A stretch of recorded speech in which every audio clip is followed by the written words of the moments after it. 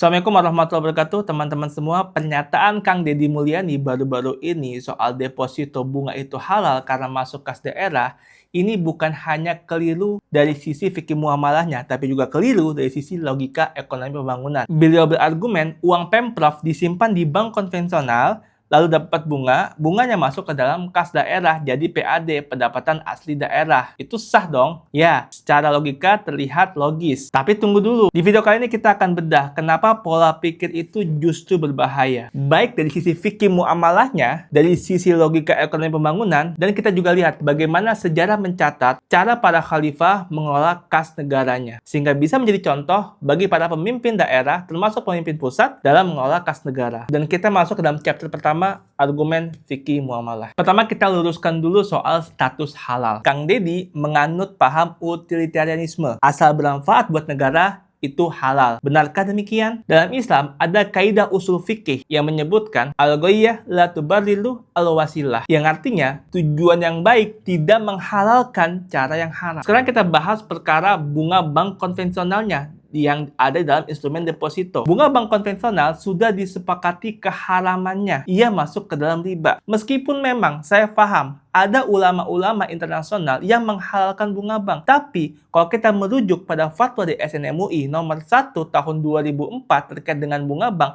di situ tercatat dengan jelas bahwa bunga bank itu masuk ke dalam kategori bunga pada zaman itu, di zaman ketika Rasulullah SAW itu bertransaksi, artinya ada kemiripan dan itu dianggap sebagai riba. Dan keharaman ini melekat pada zat akadnya, yaitu pinjam-meminjam berbunga, bukan pada siapa pelakunya. Mau pelakunya rentenir, mau pelakunya pemerintah sekalipun, kalau akadnya adalah pinjaman berbunga, dalam konteks ini ada deposito konvensional, maka itu tetap masuk ke dalam kategori haram. Bukan berarti karena tujuannya untuk kas daerah, menjadikan aktivitasnya menjadi halal. Enggak. Sama aja kayak misalkan kita buka legalisasi prostitusi, minuman keras, lalu kita pajakinya itu kemudian masuk ke dalam kas daerah kemudian jadi pembangunan, halal dong, kan akhirnya kan untuk rakyat juga. Enggak gitu lah. Enggak gitu cara mainnya. Sesuatu yang pengen kita tujuannya baik harus dilakukan dengan cara-cara yang baik. Jadi itu dari sisi argumen fikih muamalahnya. Sekarang kita masuk ke dalam argumen kedua, dari sisi logika ekonomi pembangunan. Nah, ini poin yang sebenarnya mungkin jarang yang bahas ya, dari sisi efisiensi ekonomi. Kang Deddy bangga bahwa uangnya itu masuk ke dalam deposito lalu dapat return sekitar 4% per tahun. Padahal dalam kacamata ekonomi makro, uang yang mengendap di bank itu musibah. Kenapa? Karena ada yang namanya fiscal multiplier effect. Bayangkan Pemprov punya dana 1 triliun rupiah. Sekarang kita buat dalam dua skenario. Skenario A, gaya Kang Deddy nih, didepositokan, dapat return 4% per tahun. Artinya dia dapat return sekitar 40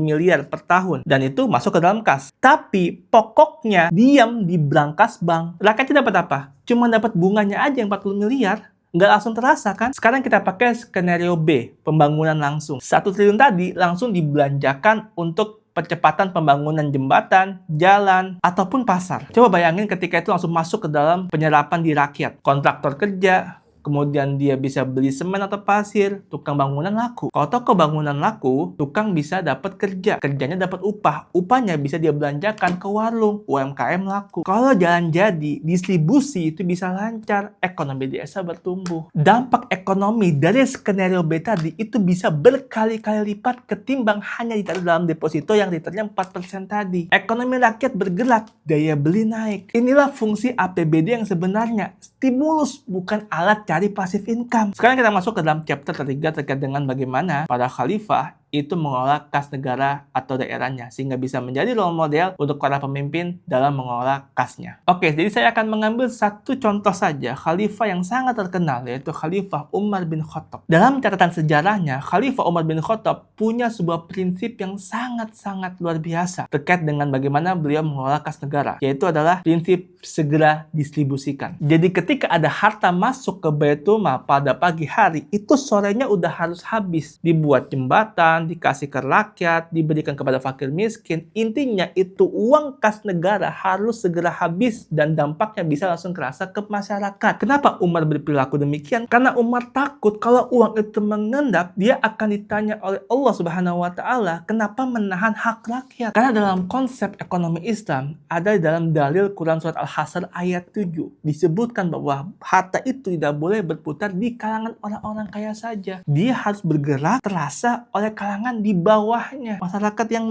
menengah bawah, bahkan miskin. Nah, kalau Pemda hanya menaruh uangnya di dalam deposito bank, maka yang terjadi 3. Pertama, yang menikmati likuiditasnya itu hanya bank dan juga korporasi. Yang kedua, yang bisa pinjam, apakah rakyat kecil? Enggak. Yang bisa pinjam paling hanyalah korporasi atau perusahaan besar karena memitigasi risiko. Yang ketiga, rakyat kecilnya atau rakyat secara umum hanya menikmati apa? Bunganya aja, yang cuma lemah-lemah paling. Tentunya ini bertentangan. Kalau kita pakai prinsip ekonomi Islam, ini bertentangan banget. Karena semangat ekonomi Islam itu adalah semangat menggerakkan ekonomi real dan percepatan distribusi. Jadi saran saya untuk Kang Deddy dan pemerintah Jawa Barat, ini ada 2. Pertama, tentunya dari sisi kacamata ekonomi syariah, saya sangat menyarankan kalau kita pengen cari untung yang berkah, jangan taruh di deposito konvensional, taruh di deposito syariah.